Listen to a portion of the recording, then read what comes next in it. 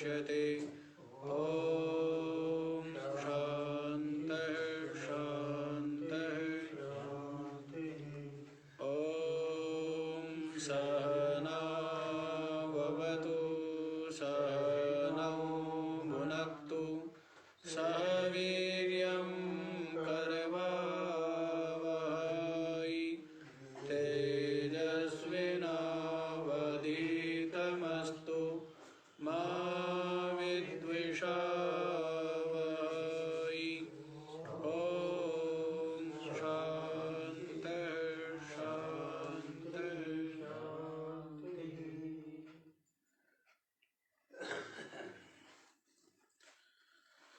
हाँ जी, तो क्या बतला दिया है? कल बतलाया है कि अविद्या काम कर्म से के बंधन से पास से जो बंधा हुआ है उसको स्वप्रयतन के अतिरिक्त कहा विमोचितुम शक्नुयात्। कौन छुटकारा दिलाने में समर्थ हो सकता है? कौन उसको मोक्ष कर सकता है? कौन खोल सकता है? कल्प कोटि शतैरपि, भले ही 100 करोड़ कल्प बीत जाए, अर्थात 1 अरब बार ब्रह्मा पैदा हो करके मर जाए तो भी बिना अपने प्रियतन के पुरुषार्थ के, बिना अपनी चाह के कोई भी इस जीव को बंधन से मुक्त नहीं कर सकता है। तो उसके लिए तो स्वयं ही प्रयत्न करना पड़ेगा। और प्रयत्न क्या है? विवेक वैराग्य षट संपत्ति और मुमुक्षुता से युक्त होकर जो तत्वज्ञानी महापुरुष की शरण में उपस्थित होना, पहले तो यही प्रयत्न है, यही पुरुषार्थ है।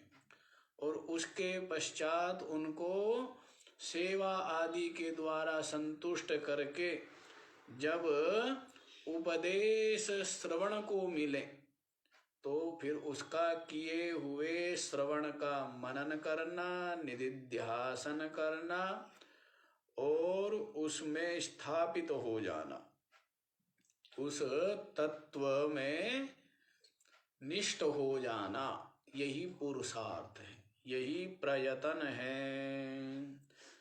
तो बिना स्वयं के ये प्रयत्न के, यही प्रयत्न है। श्रवण मनन निधिध्यासन ही प्रयत्न है, यही साधना है, यही साधना है मोक्ष के लिए, मुक्ति के लिए।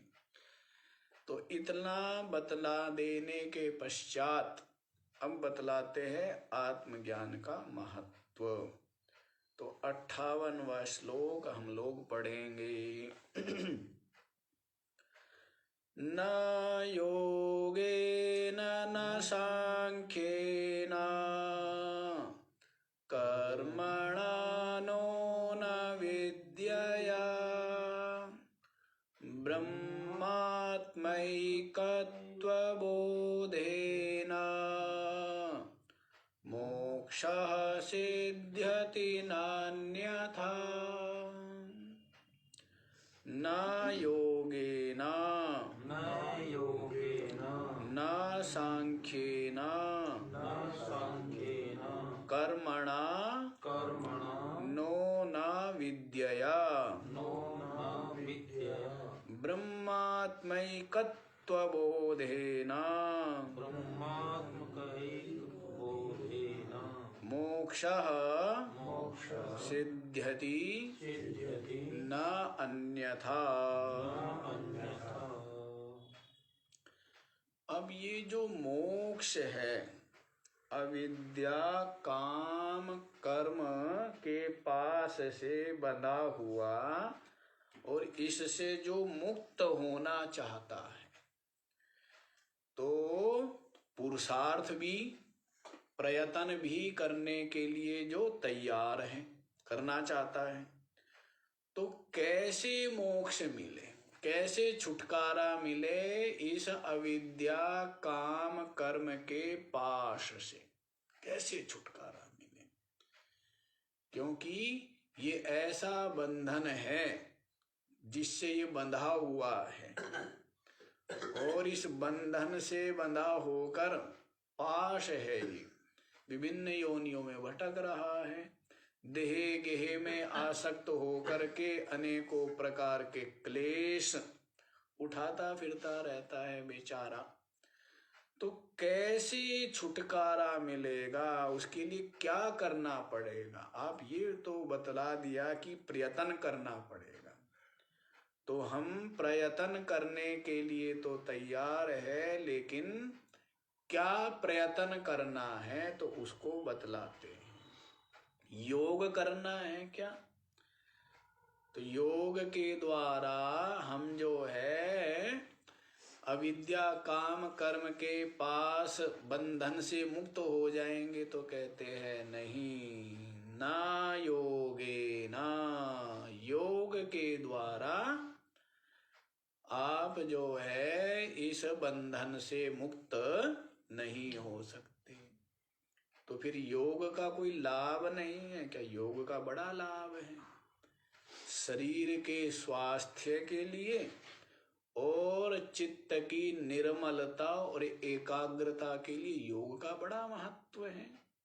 योग का अपना लाभ है, लेकिन योग के द्वारा बंधन से मोक्ष नहीं होता है, तो इसलिए योग नहीं करना चाहिए। तो ऐसी बात नहीं है, योग करना चाहिए, क्योंकि शरीर का स्वास्थ्य उत्तम होगा तो ही श्रवण मनन निधिध्यासन हो पाएगा।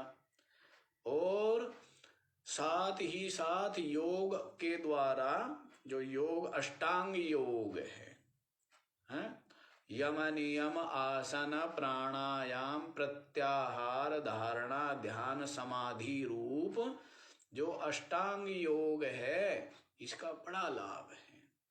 चित्त की निर्मलता और चित्त को एकाग्र करने के लिए, जो अत्यंत चंचल है, जो मतलब ये बतला रहे हैं कि योग साधन है, योग भी साधन है, लेकिन साक्षात साधन नहीं है। साक्षात साधन तो ज्ञान है। योग भी परमात्म प्राप्ति में सहायक है।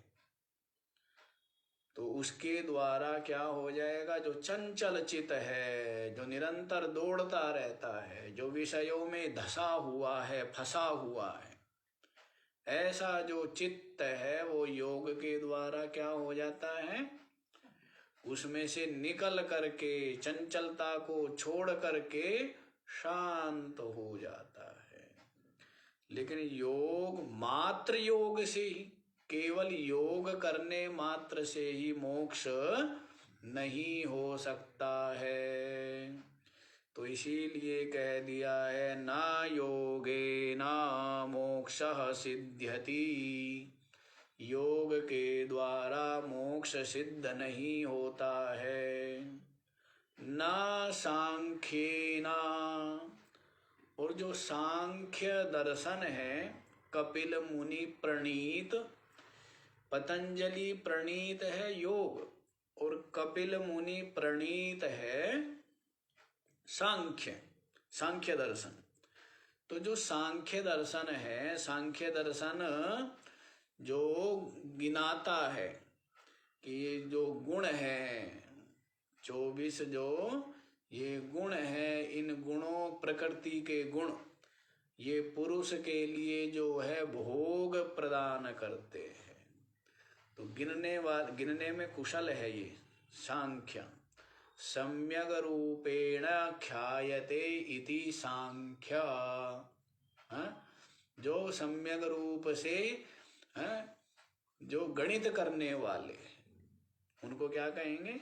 सांख्य कहेंगे। भाई ये सांख्य है। ये क्या है, गिनने में कुशल है। तो गिनना जानते हैं अच्छे से। जैसे कई लोग होते हैं ना कि नोट गिनना अच्छे से जानते हैं, जैसे ये प्रेम है, बाकी तो कुछ गिनना जानता नहीं लेकिन नोट बड़ा गिनना जानता है। तो ये भी सांख्य हुआ है कि जो सम्यक रूप से क्या करना जानता है, गिनना जानता है। हम तो गिनना जानते नहीं है, तो ये गिनना जानता है। तो इसीलिए सांख्य जो सम्यक रूप से गणयति, जो गिन लेते हैं, गिनना जानते हैं, उनको सांख्य कहेंगे। तो कपिल मुनि ने जी महाराज ने क्या किया है, तो ये प्रकृति के जो 24 गुण है इनको गिना है? तो इसीलिए उनको क्या उनका दर्शन जो है वो क्या दर्शन कहलाता है, सांख्य दर्शन कहलाता है। सांख्य जो है गीता जी में ज्ञान के लिए भी आया है। सांख्य आया ना, क्या आया है कि लोकेस्मिन् द्विधा निष्ठा पुरा प्रोक्ता मया नघ ज्ञान योगेन सांख्यानाम कर्म योगेन योगिनाम। आया है ना कि जो सांख्य है उनके लिए हमने क्या किया है, ज्ञान मार्ग का ज्ञान योग बतलाया है, और जो कर्म योगी है उनके लिए कर्म योग बतलाया है। तो सांख्य जो है वो कहीं कहीं पर ज्ञान के लिए, वेदांत के लिए भी कहा जाता है। अन्यथा सांख्य दर्शन जो है वेदांत दर्शन से अलग ही है। जो कपिल मुनि जी महाराज इसके प्रवर्तक है। तो सांख्य के द्वारा भी मोक्ष सिद्ध नहीं हो सकता है। तो वो कहते प्रकृति और प्रधान पुरुष, पुरुष और प्रधान, प्रकृति को उन्होंने कहा है प्रधान।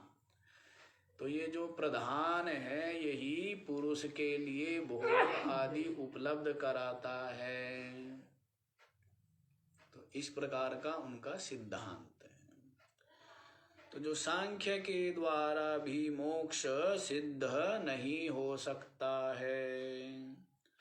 कर्मणा ना नो कर्मणा, और जो कर्म कांड है, कर्म कांड के द्वारा भी मोक्ष सिद्ध नहीं हो सकता है। जैमिनी जी महाराज इसके क्या हैं, ऋषि है। जैमिनी व्यास जी के शिष्य हैं, जिन्होंने कर्म कांड का बड़े प्रतिपादन किया है। इसके आचार्य, कर्म कांड के आचार्य माने जाते जैमिनी जी महाराज।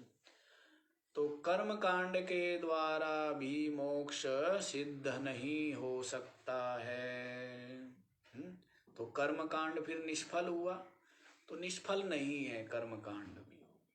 कर्म कांड करेंगे तो उससे क्या हो जाएगा, उससे भी चित्त निर्मल होता है, बुद्धि निर्मल होती है।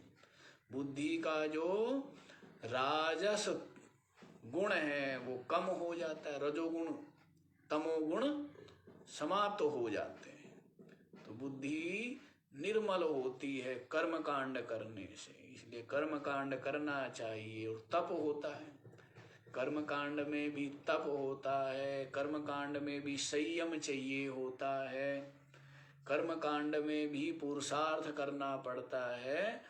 तो इस तरह से कर्म कांड के द्वारा भी बुद्धि निर्मल होती है। तो ये सहायक जरूर है, मोक्ष में सहायक है, लेकिन सीधे सीधे मात्र इनके द्वारा मोक्ष सिद्ध नहीं होता है। उसके लिए तो क्या, वो तो ज्ञान से ही मोक्ष सिद्ध होगा। तो नो कर्मणा, कर्म के द्वारा भी मोक्ष सिद्ध नहीं होगा। ना विद्या, और विद्या के द्वारा भी मोक्ष सिद्ध नहीं होगा। विद्या से अभिप्राय जो है यहाँ पर उपासना है, या फिर विद्या से अभिप्राय यहाँ पर आप लोग कर लेना अपरा विद्या, है ना। या तो अपरा विद्या करो और या फिर जो है ना विद्या जो है उपासना के लिए भी आता है। कर्मणा पितृलोकः विद्यया देवलोकः, ऐसे आता है ना कि कर्म के द्वारा क्या होता है, ये पितृलोक में जाता है। जो कर्म कांड का अनुष्ठान करने वाले हैं श्रद्धा भक्ति पूर्वक, तो वे लोग कहाँ जाते हैं, वे पितृलोक में जाते हैं शरीर छूटने के पश्चात। और जो विद्या देवलोक, जो उपासना करने वाले हैं, जो श्रद्धा पूर्वक देवता को इष्ट मान करके उपासना करने वाले हैं, उसी के ध्यान में डूबे हुए हैं, निमग्न हैं, तो ऐसे जो उपासक है वो कहाँ जाएंगे, देवलोक में जाएंगे। और जो कर्मकांडी है वो पितृलोक में जाएंगे। और जो ज्ञान मार्गी है वो न कहीं आएंगे और न कहीं जाएंगे। तो न विद्या, जो विद्या है उपासना सब आ गया उसमें। अपर विद्या, अपरा विद्या में क्या आ गया, सब आ गया परा विद्या को छोड़ करके।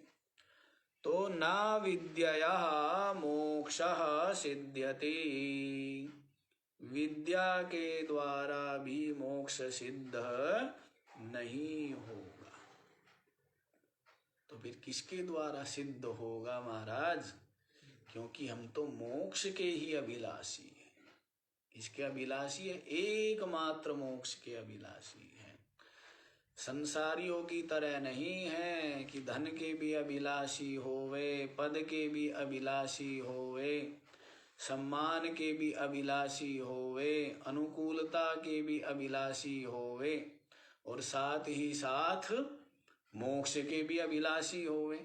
तो ऐसे हम नहीं हैं। कहते हैं हम तो केवल किसके अभिलाषी हैं, केवल मोक्ष के अभिलाषी हैं, बाकी और किसी चीज के अभिलाषी हम नहीं है। सारी आशा अभिलाषा छोड़ दी है, और छोड़ भी क्या दी है, उनकी व्यर्थता असारता को समझ लिया, इसी कारण से वो छूट गई है। इसी कारण से कांच को हीरा समझ करके ले करके घूम रहा था, है? कांच को हीरा समझकर और जेब में डाल करके घूम रहा था, बड़ा बेचारा संभाल रहा था, संभालते संभालते क्या हो गया, जीना हराम हो रहा था। फिर किसी ने कहा कि जिसको तू हीरा समझ रहा है ना, ये क्या है, फिर फेंक देता है, कि कांच है तो फेंक देता है। तो वैसे ही ये छोड़ा नहीं है, छूट गया। इसकी व्यर्थता असारता और इसकी वास्तविकता से परिचित हो गया है, इस कारण से ये छूट गई है, तो बड़ा कार्य हो गया। तो इसलिए अब तो एक ही अभिलाषा रह गई है, किसकी, मोक्ष की। क्या अभिलाषा है, मोक्ष की ही अभिलाषा है। तो हमें जब आपने बतला दिया कि मोक्ष जो है वो तो सिद्ध नहीं होगा, उसके लिए तो स्वयं ही प्रयत्न करना पड़ेगा, है? किसी दूसरे के प्रयत्न से या आशीर्वाद से भी मोक्ष सिद्ध नहीं होगा। तो ये बतला दिया है। तो क्या प्रयत्न करे, फिर आपने ये भी बता दिया योग से भी मोक्ष सिद्ध नहीं होगा, और जी सांख्य से भी मोक्ष सिद्ध नहीं होगा, और कर्म से भी मोक्ष सिद्ध नहीं होगा, और उपासना से भी मोक्ष सिद्ध नहीं होगा। ये आपने बतला दिया है। तो फिर कैसे सिद्ध होगा, तो कहते धैर्य रखो। क्या कहते हैं, उतावलापन ठीक नहीं। क्या होना चाहिए, धैर्य रखिए। संसारी जीव का ऐसा ही काम होता है। बहुत से लोग पहले तो आलस करेंगे, और जब सर पे आ जाएगी ना बात, फिर क्या करेंगे, फिर अधीरता दिखलाएंगे, जैसे समय पर तो चलेंगे नहीं घर से स्टेशन के लिए, और उसके पश्चात क्या करेंगे, शीघ्रता करें, और शीघ्रता का परिणाम क्या होता है? ये छूट गया और वो छूट गया, ये हो गया सो वो हो गया। तो समय पर चलो ना। पहले तो चले नहीं, पहले तो किस में लगे रहे, इसमें लोग मुंह में डूबे रहे। अब आ गया बुढ़ापा, अब कहते महाराज बस चुटकी बजाए और अब जय श्री राम, हैं, तुरंत मोक्ष सिद्ध हो जाए। समय पर चले थे, हैं, समय पर चले नहीं, और फिर अधीरता और दिखलाते हैं। क्या दिखाते हैं? हाँ, बड़ा उतावलापन है, तुरंत अभी। हाँ, तो ऐसे ये अधीरता है, असंतोष है। ये जो जल्दबाजी है, तो इसका परिणाम तो क्या होता है? इसका परिणाम कुछ नहीं होता है, शून्य होता है, कुछ नहीं मिलता है। अधीर व्यक्ति को कहने लगा कोई व्यक्ति कि मैं राम जी को भजने लगा है, राम को भजा कुछ दिन, दुख तो दूर हुए नहीं। हमने कहा राम जी को एक तरफ रखो, तो राम जी को हमने जो है वो स्टोर में जमा कर दिया। उसके बाद हम कृष्ण जी को ले आए, कृष्ण जी को स्थापित कर दिया। अब कृष्ण जी को भी कुछ दिन पूजा, लेकिन व्यापार कुछ ठीक हुआ नहीं, तो कृष्ण को भी कहाँ जमा कर दिया? स्टोर रूम में जमा कर दिया। अब किसको बैठाए? तो किसी ने कहा देवी को बैठाओ, जल्दी लक्ष्मी लाभ होगा, व्यापार ठीक चलेगा। तो लक्ष्मी जी को लाए कहीं से ढूंढ ढांड करके, हैं, दुकान से, और लक्ष्मी को बैठा दिया। लक्ष्मी जी को भी पूजा आरती करी, तो व्यापार नहीं चला, तो उसको भी गोडाउन में क्या कर दिया? जमा कर दिया। हैं, हाँ, तो वे जो है गोडाउन में जमा हो जाते हैं। तो ऐसा जो अधीर व्यक्ति है उसको क्या मिलेगा? एक को ही श्रद्धा पूर्वक, संपूर्ण श्रद्धा के साथ, विश्वास के साथ भजे तो कुछ लाभ भी मिले। लेकिन ऐसे गोडाउन में जमा करता जाएगा तो क्या होगा? कुछ भी नहीं मिलेगा। हाँ, तो ऐसा है। तो इसलिए अधीरता नहीं होनी चाहिए। क्या होना चाहिए? धैर्य होना चाहिए, ठहराव, जल्दबाजी नहीं। तो जी हाँ, योग से मोक्ष सिद्ध नहीं, सांख्य से मोक्ष सिद्ध नहीं होता, कर्म और उपासना से भी मोक्ष सिद्ध नहीं होता है। तो फिर किस से मोक्ष सिद्ध होता है? तो बतलाते हैं, ब्रह्मात्मैकत्वबोधेन मोक्षः सिद्ध्यति नान्यथा। ब्रह्मात्मैकत्वबोधेन, ब्रह्म और आत्मा इनके एकत्व बोधेन, इनके एकत्व का बोध हो जाने पर, कि ब्रह्म और आत्मा अलग अलग नहीं है, एक ही है। मैं जो आत्मा हूँ, मैं ब्रह्म हूँ, ऐसा जो एकत्व बोध है, अपरोक्ष है, ऐसा जो अपरोक्ष है, इससे ही मोक्ष सिद्ध्यति, मोक्ष सिद्ध होता है, न अन्यथा, और किसी प्रकार से नहीं, और किसी भी प्रकार से मोक्ष सिद्ध नहीं होता है। तो इस प्रकार से मोक्ष सिद्ध होता है, अपनी आत्मा का ब्रह्म रूप से अपरोक्ष हो जाए। तो उसके लिए तो आप देख लीजिए, ऋषभ देव आपको होना है। क्या होना है? हमारा जनक हो जाए तो काम नहीं चलेगा क्या? हैं? आप तो ऐसी बात कर देते हो, जनक हो जाए, कहना हम तो जनक तो है ही, आपने बता ही दिया है, और बस मोक्ष तो सिद्ध हो ही गया है, क्योंकि मैं क्या हूं? मैं ब्रह्म हूं। तो ऐसा सोचने, ऐसा मानने, या कहने से ब्रह्म हो जाता है क्या? अपरोक्ष अनुभूति की बात है।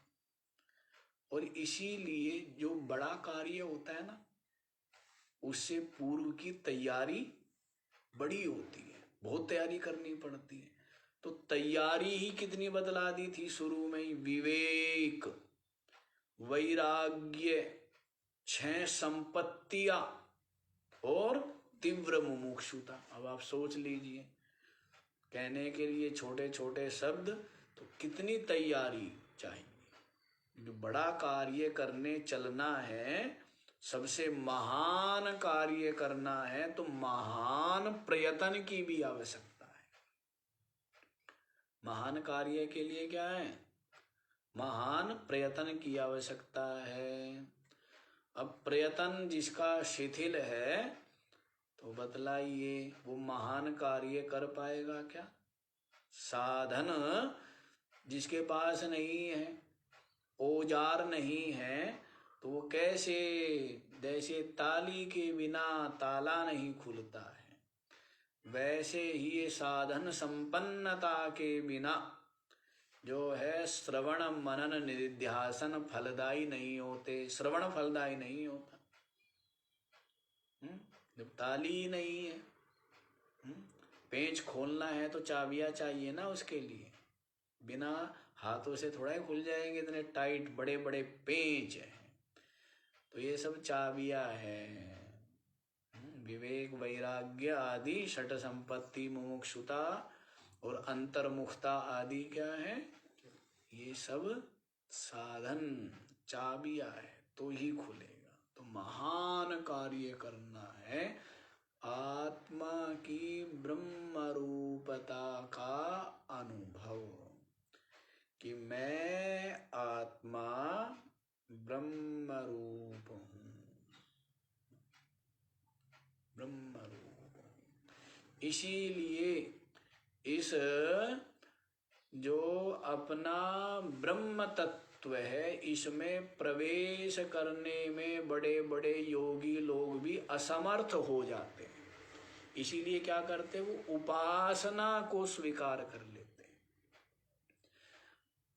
निर्गुण जो ब्रह्म तत्व है, उसमें प्रवेश करना, चित्त को स्थापित करना कोई साधारण कार्य तो है नहीं, बच्चों का खेल तो है नहीं।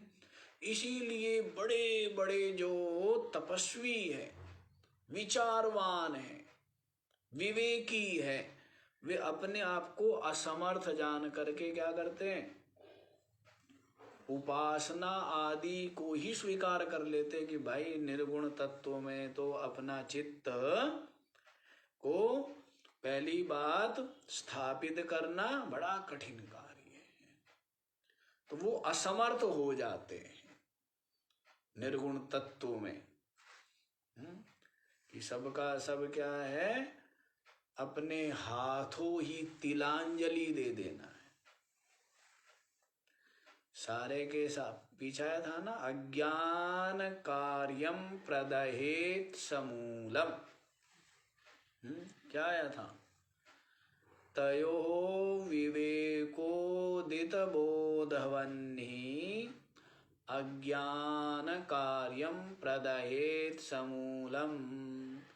आत्मा अनात्मा के विवेक से उत्पन्न जो ज्ञान रूपी अग्नि है, उस ज्ञान रूपी अग्नि के द्वारा अज्ञान के समस्त जो कार्य है उसको मूल सहित जला दे। क्या करें? अज्ञान के कार्य को मूल सहित जला दे।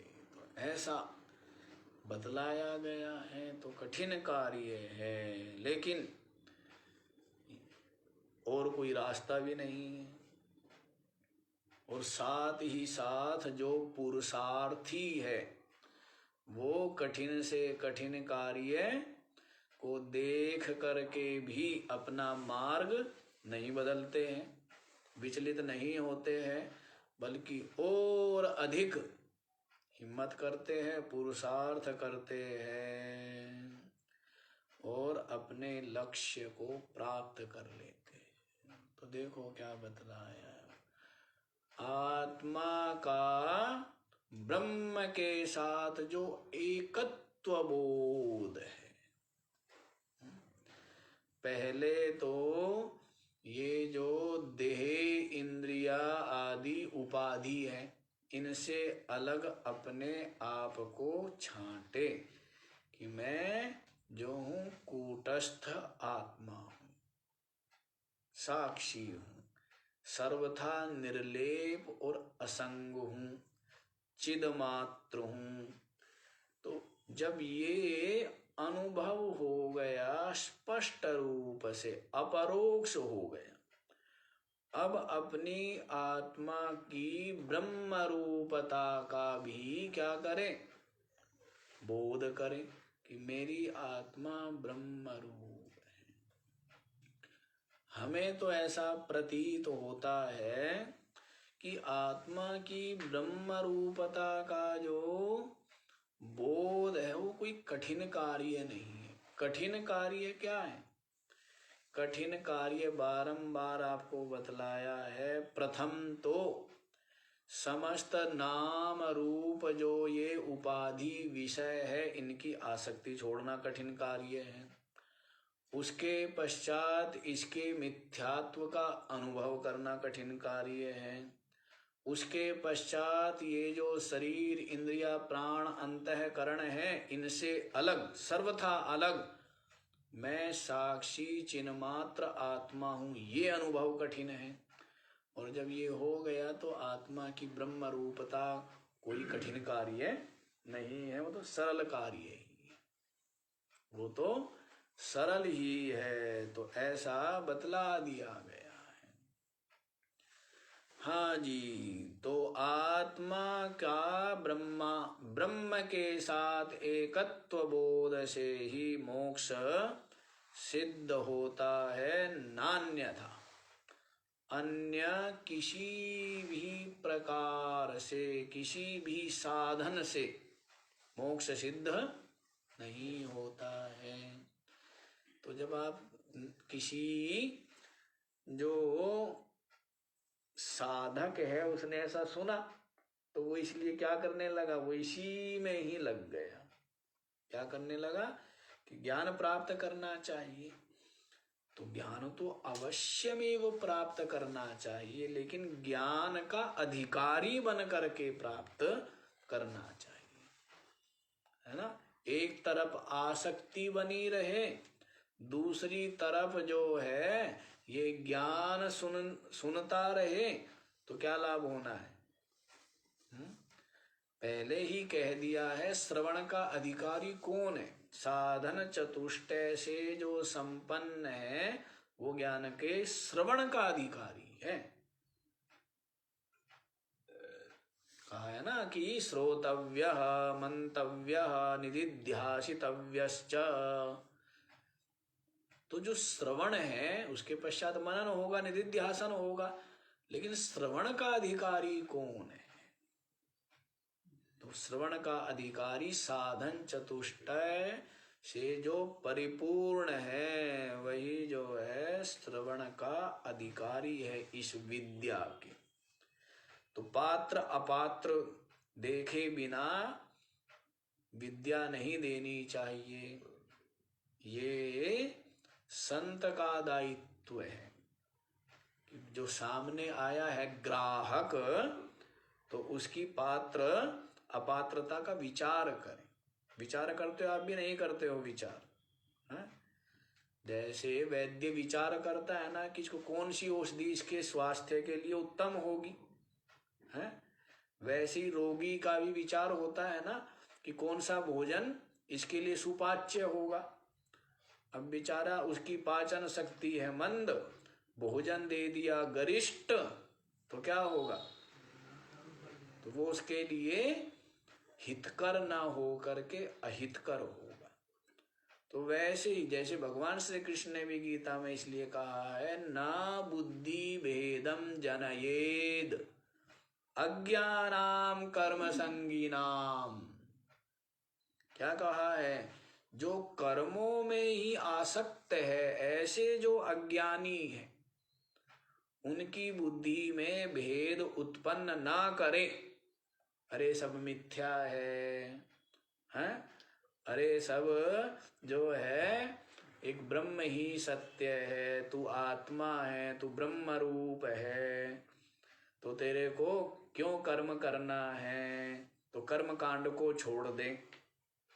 कर्म कांड छूट गया, इधर कुछ पल्ले पड़ा नहीं, और इधर केवल समझ लिया, इधर भी ज्यादा किया, समझ लिया, जान लिया, मान लिया, तो उससे क्या होने वाला है? समझ लेने से, जान लेने से, मान लेने से तो कुछ होने वाला नहीं है, जब तक वृत्ति ब्रह्माकार नहीं हुई। जब तक वृत्ति निरंतर अहम ब्रह्म अहम ब्रह्म अहम ब्रह्म अहम ब्रह्म नहीं जो लो जाने, तो लो दीन दुखी भय माने, जब तक ये वृत्ति नहीं बनी है कि मैं ब्रह्म हूं, तब तक क्या है, तब तक तो अपने आप को जीव ही माना हुआ है, दुखी बना रहेगा।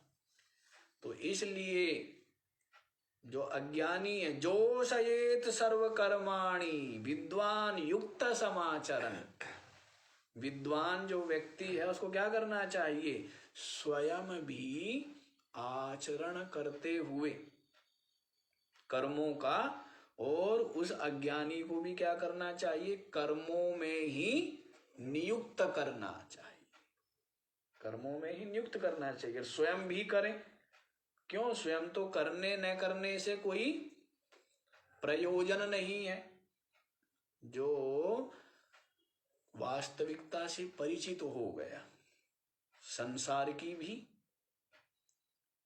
अपनी भी और परमात्मा की भी, वास्तविकता से परिचित हो गया, संसार की कि ये मिथ्या, अपनी और परमात्मा की ये कि मैं आत्मा ही ब्रह्म रूप हूं।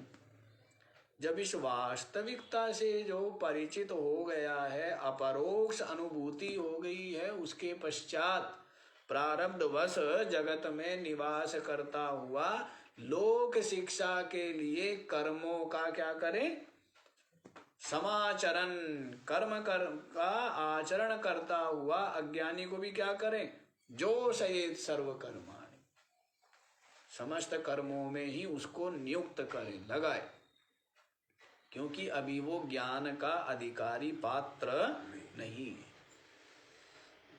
है ना। तो पात्र अपात्र को देख करके ही, अब बर्तन देख करके तो डालोगे आप भी वस्तु, बर्तन हो छोटा सा और वस्तु हो ज्यादा और यूं डेल दिया तो क्या होगा, बाहर निकल जाएगी।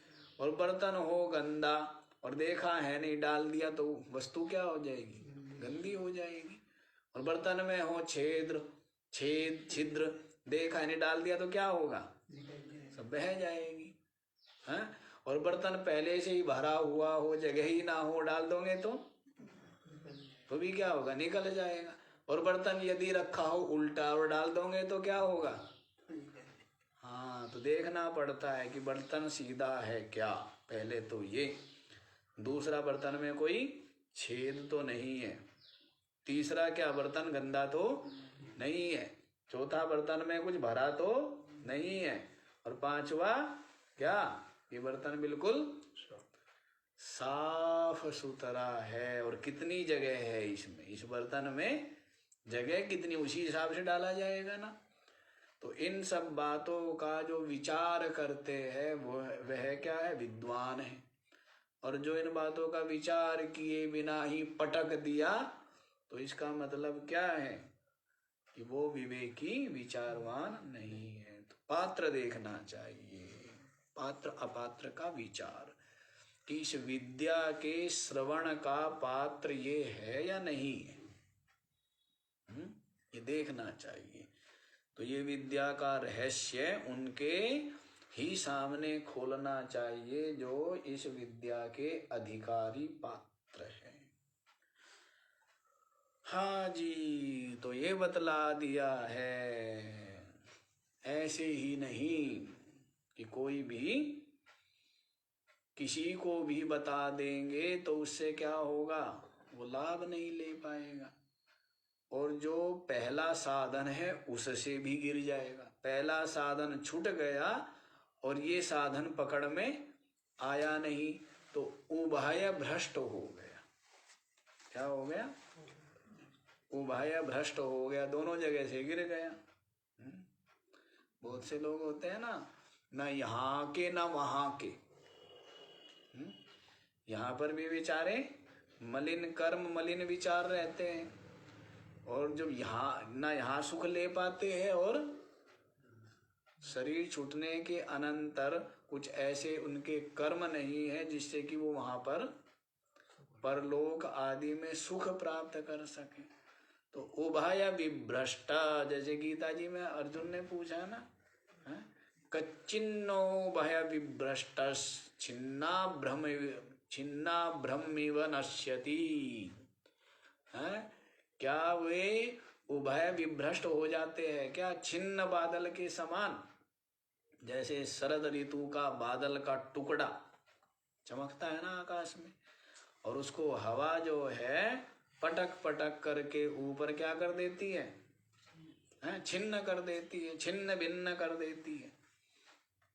तो इसी प्रकार से ऐसा जो साधक है तो वो दोनों तरफ से गिर जाता है क्या? तो कहते वो तो गिरता नहीं है। क्यों? क्योंकि उसने तो सत्कर्म किए हैं ना, उपासना की है उसने, अब नहीं कर पा रहा है शरीर इंद्रियों की असमर्थता असक्तता के कारण से, तो वो नष्ट नहीं होता है। कृतोपासक, जिसने उपासना की है तो वो क्या करता है, तो उसके लिए बतला दिया है कि वो पुण्य लोक में जाएगा, और वहां पर कुछ समय रह करके फिर जो है श्रीमान कुल में जन्म लेगा, या फिर किसी योगी के ही घर पर जन्म लेगा। तो ये बतला दिया है, और आगे वहीं से आरंभ करेगा।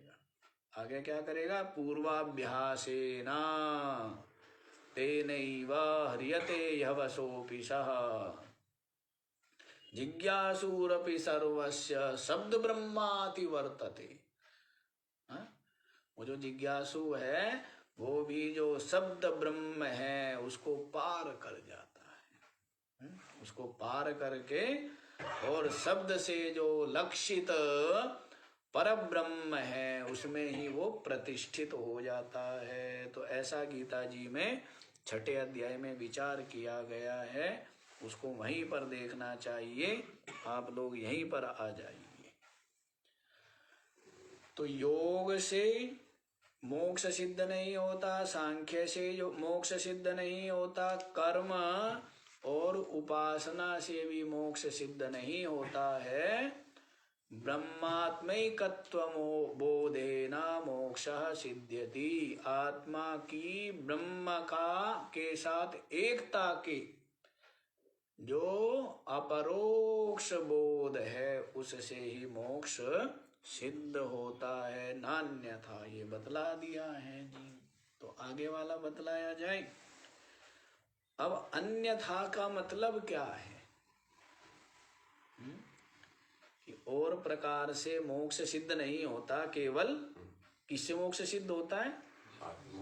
आत्मा की ब्रह्म के साथ एकता, आत्मा ब्रह्म एकत्व के बोध से ही मोक्ष सिद्ध होता है, अन्यथा अन्य प्रकार अन्य किसी साधन से नहीं।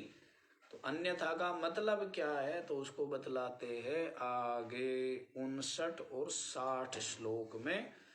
दोनों को एक साथ ही पढ़ देंगे।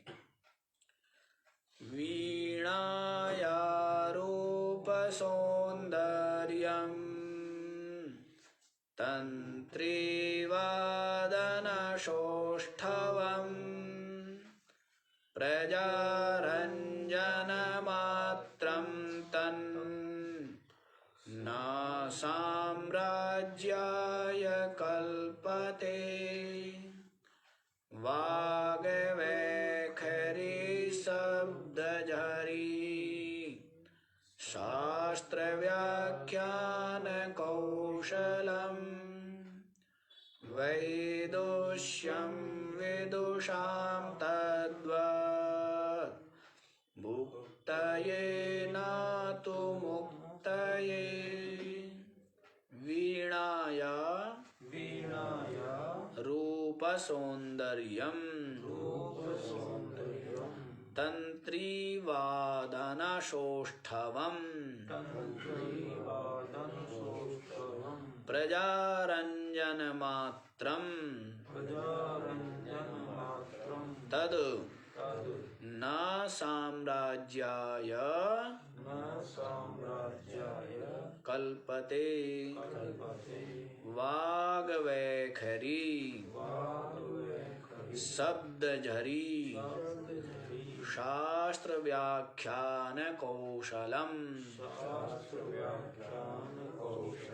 वैदुष्यम विदुषां तद्वत् भुक्तये न तु मुक्तये। वीणाया रूप सौंदर्यम, जैसे वीणा है, वीणा बजाते हैं ना, तो वीणा का जो रूप है, उसकी जो सुंदरता है, वीणा का रूप सौंदर्य, या बड़ी सुंदर कोई वीणा बजाने वाला है।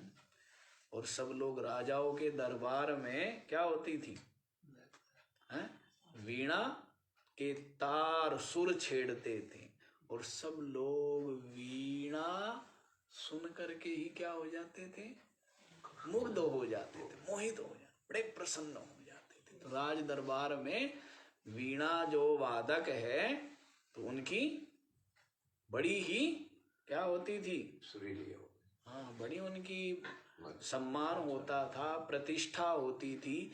लेकिन इतने मात्र से राजा कोई उनको अपना राज्य दे देता था क्या, है? बस वो केवल मनोरंजन तक के लिए ही है। तो इसलिए कहते हैं कि वीणा बजाने का जो सुंदरता है, सौंदर्य है, तंत्री वादन सौष्ठवम, और तंत्री आदि जो ये है वाद्य यंत्र, इनको बजाने की का जो सुंदर ढंग है, वो सुंदर, कि सब लोग जो है तंत्री बजाने से, वीणा के स्वर से, वीणा की तान है जब छेड़े तो क्या है, सब लोग मुग्ध हो जाते हैं, सब लोग।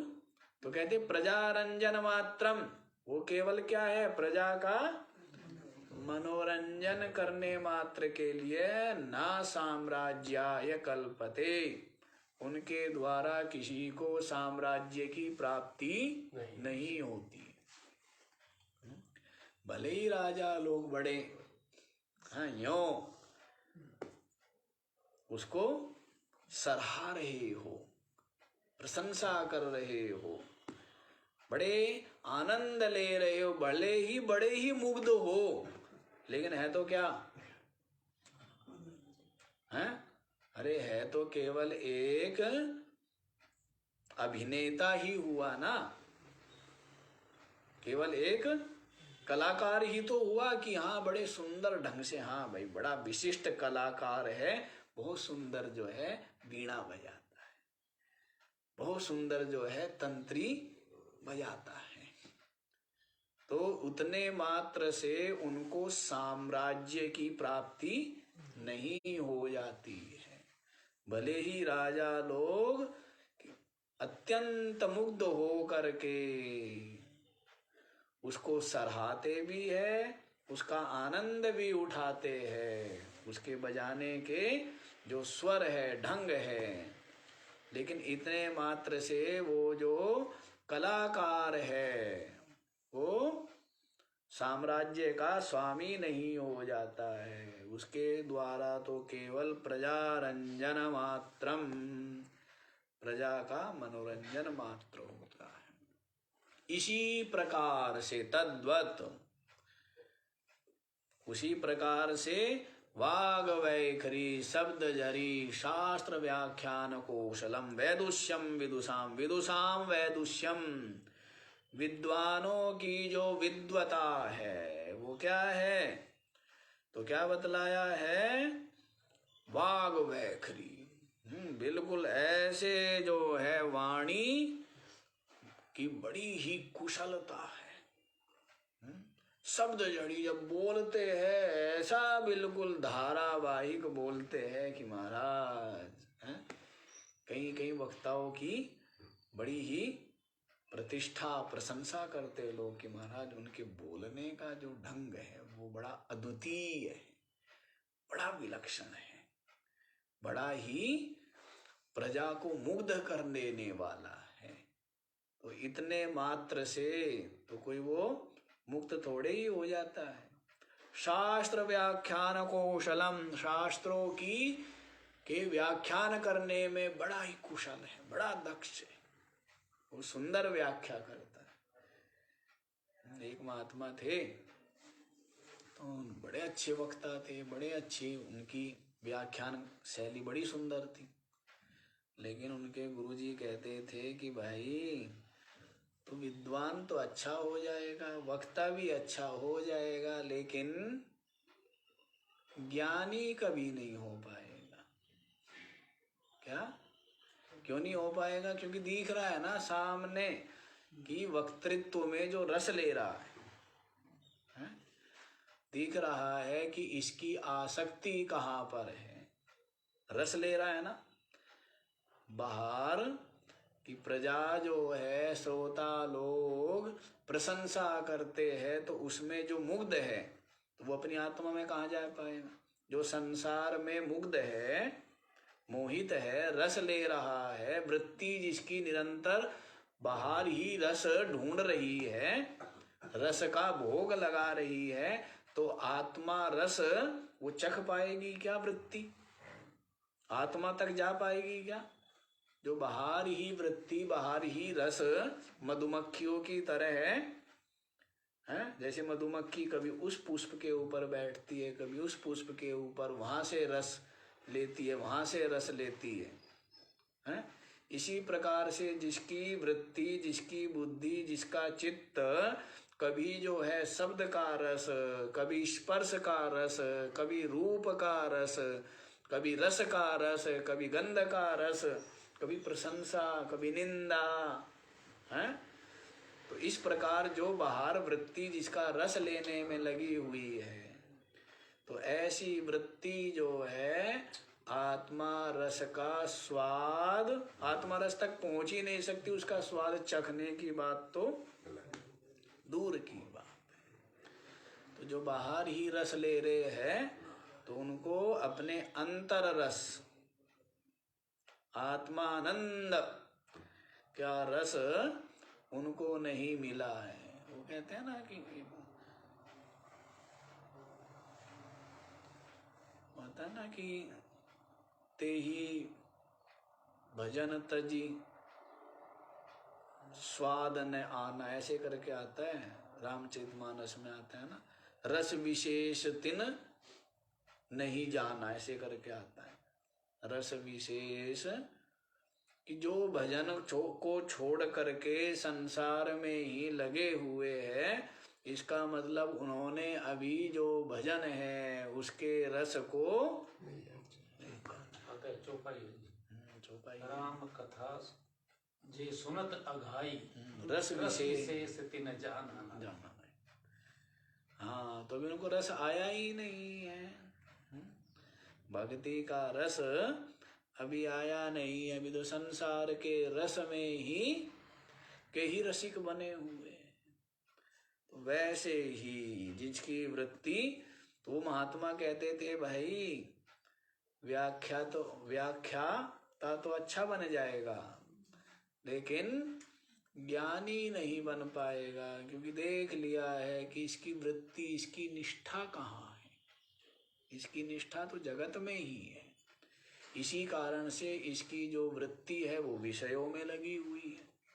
निष्ठा वहाँ है ना, जहाँ पर निष्ठा होती है वहीं पर, जैसे किसी की धन में निष्ठा है तो अब वो क्या है, धन में ही मन लगा रहता है, उसका धन प्राप्ति के लिए ही उद्योग करता रहता है, प्रयत्न करता रहता है। तो वैसे ही तो यहाँ पर भी बतलाया है कि वाग वैखरी शब्द झरी, बड़ा ही सुंदर वाणी है और शब्दों की ऐसी झड़ी लगा देता है कि पूछिए मत। शास्त्रों के व्याख्यान में अत्यंत कुशल है, अत्यंत दक्ष है, लेकिन उस विद्वान का जो वैदुष्य है, विदुषाम वैदुष्यम, विद्वान की विद्वता भुक्तये, किस लिए है, भोग के ही लिए है। सब लोग उसके चरण पूजा करते हैं, तिलक लगाते हैं, माला पहनाते हैं, आरती उतारते हैं। विद्वान है, बड़े ही अच्छी वक्ता है, बड़े ही जो है वाणी के बड़े कुशल हैं, तो उनकी बड़ी प्रतिष्ठा होती है। आता है ना कि शतेषु जायते शूरः सहस्रेषु च पंडिता वक्ता शतसहस्रेषु दाता भवति वानवा। सैकड़ों में तो कोई सूरवीर होता है, बाकी 99 क्या होते हैं, भेड़ बकरी हैं। जो जन्म लेते हैं बालक, कहते हैं सैकड़ों में कोई एक सूरवीर होता है। सहस्रेषु च पंडिता, हजारों में कोई विद्वान होता है।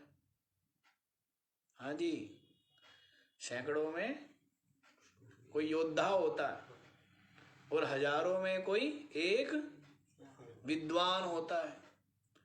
वक्ता शत सहस्रेषु, 100 हजारों में अर्थात 1 लाख में, लाखों में कोई वक्ता होता है, लाखों में दाता भवति वानवा।